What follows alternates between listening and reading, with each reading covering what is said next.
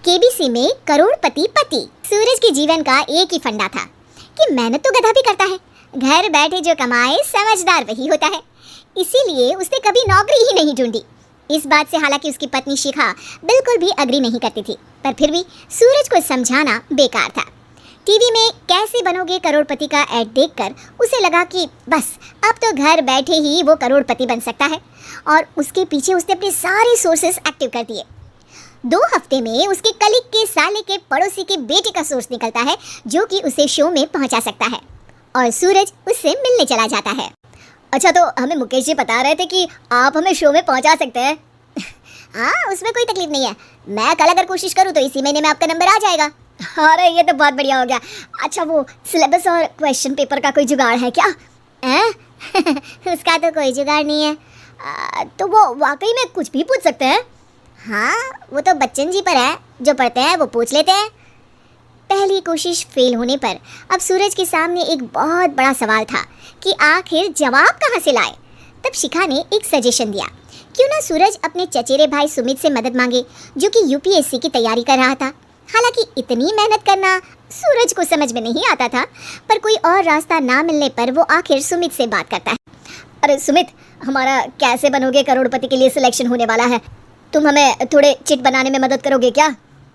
अरे भैया, चिट बनाए तो सालों हो गए, उसमें हमारा एक्सपर्टीज नहीं है, बल्कि आप बोलो तो हम आपकी पढ़ने में जरूर मदद कर सकते हैं। हट, कैसी अनाप शराब बातें कर रहा है तू। सूरज ने सुमित को मना तो कर दिया था, पर तैयारी करने के सिवाय कोई चारा उसे दिख भी नहीं रहा था, खासकर जब 12 के पेपर लीक करने के एक्सपर्ट शुक्ला जो भी हाथ जोड़ लेते हैं। आखिर सूरज को सुमित के पास जाना ही पड़ा, और उसने सुमित और शिखा से वादा किया कि वो बहुत मेहनत करेगा। 1 महीने की तैयारी के बाद फाइनल हुआ कि शो से 1 हफ्ते पहले एक ट्रायल खेला जाएगा, जहां पर सारे रिश्तेदार ऑडियंस की जगह पर होंगे और शिखा सवाल पूछेगी। दूर दराज से भी रिश्तेदार आकर हाजिर हो गए देखने कि आखिर कैसे बनेगा सुमित करोड़पति।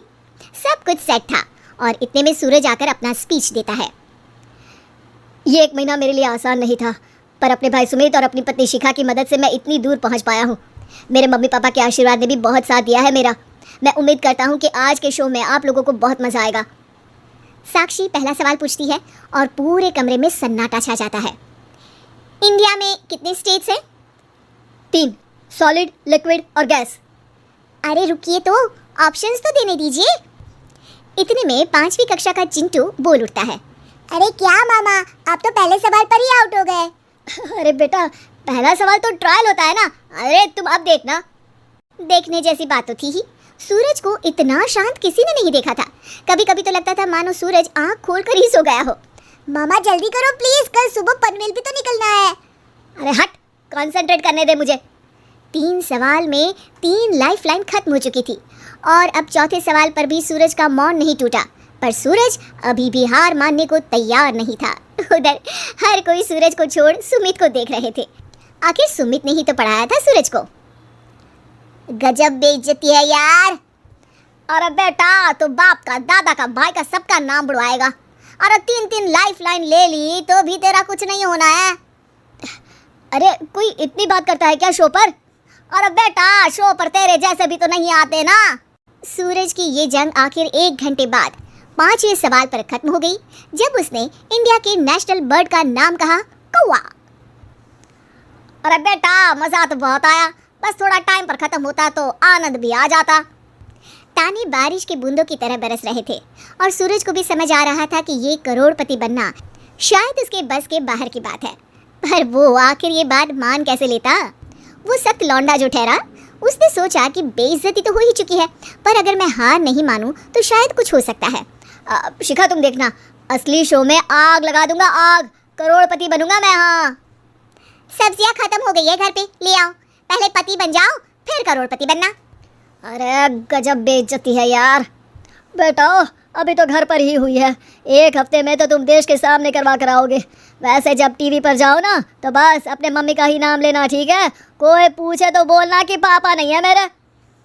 अरे पढ़ाई की, पेपर निकलवाए, इतने सारे लोगों को खाना खिलवाया, क्या फ़र्क पड़ा? इसीलिए मैं कहता हूँ कि मेहनत तो गधा भी करता है, घर बैठे जो कमाए वही सिकंदर। लेकिन मामा, गधे भी जानते हैं कि हमारा राष्ट्रीय पक्षी मोर है।